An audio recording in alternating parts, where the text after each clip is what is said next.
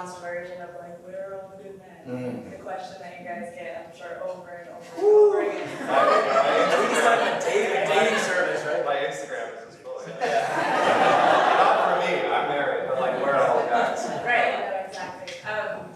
And for me, it feels like when I really feel into that, and when I really, rather than intellectualizing it, when I lean into my body and I feel it in my root, there's like a contraction in my root because I have this story that I'm so like, the word that comes is like big, like wild, feral, is all over my writing and website and everything. Right. And I have a really deep distrust, like shadow piece, that does not see a man that can actually hold that, like has not been in a relationship with a singular You choose men male. who can't. Huh? You choose men who can't. I know! You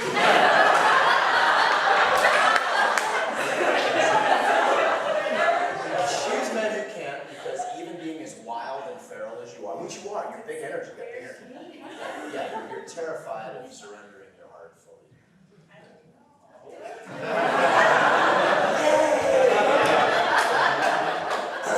I think, yeah, I mean, it brings up an important dynamic, right? That it's like there's the duality of responsibility, right? There's the duality of responsibility that the masculine partner has the responsibility of creating the space and the security and the safety for you to like really lean in and to allow that to happen, allow that like surrendering to happen.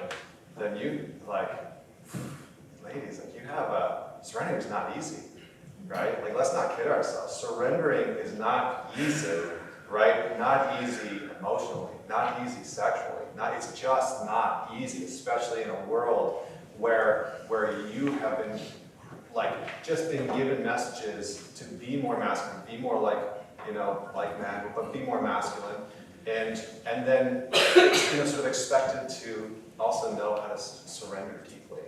And so I think just acknowledging that is important, but also like challenging the narrative.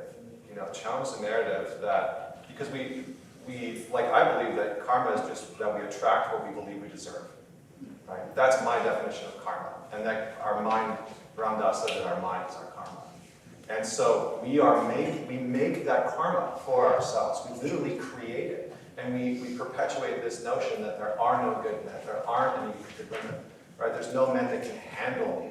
And so then we get in a relationship with maybe a good man, and we're like, I'm going to test the shit out of this story. I'm going to document every time you couldn't handle me. Yeah, and then it turns into like 10 ways to lose a guy, right? And we're like, leaving the things there, and we're like really pushing their edge to like see like, is he gonna run?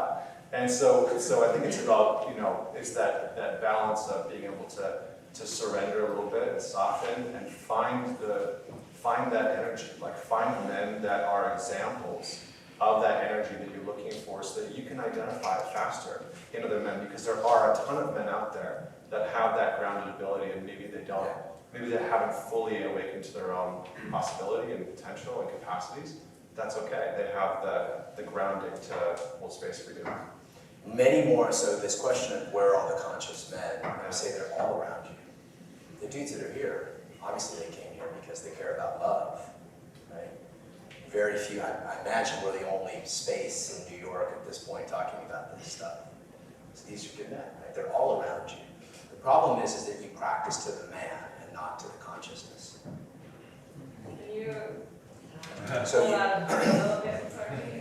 So your history is keeping you, like Connor was saying at the beginning, right? Your history keeps you from seeing a consciousness beneath the man, and so you get caught up in is he breathing deep enough?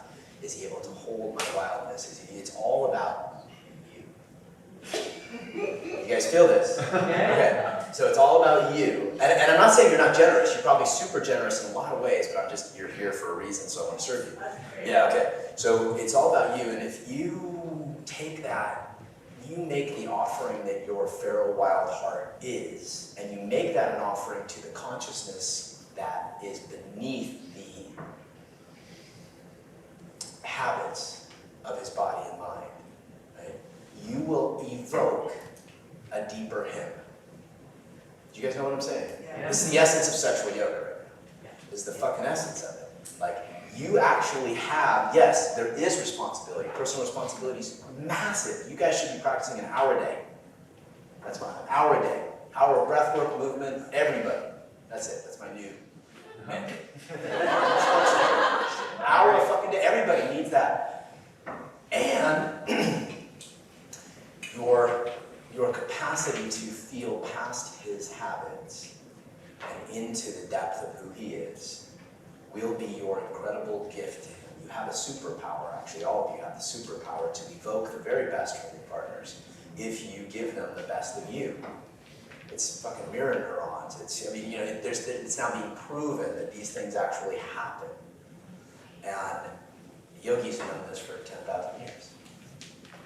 So, yes, the part of you that has trouble surrendering is, I would go into that. Like, you haven't fully felt the fear.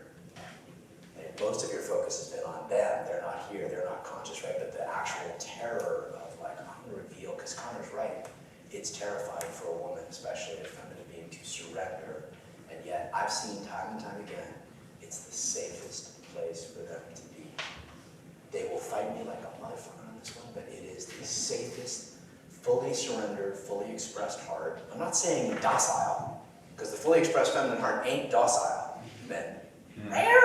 Like, it's Kali Ma and all of that. That's a safe space.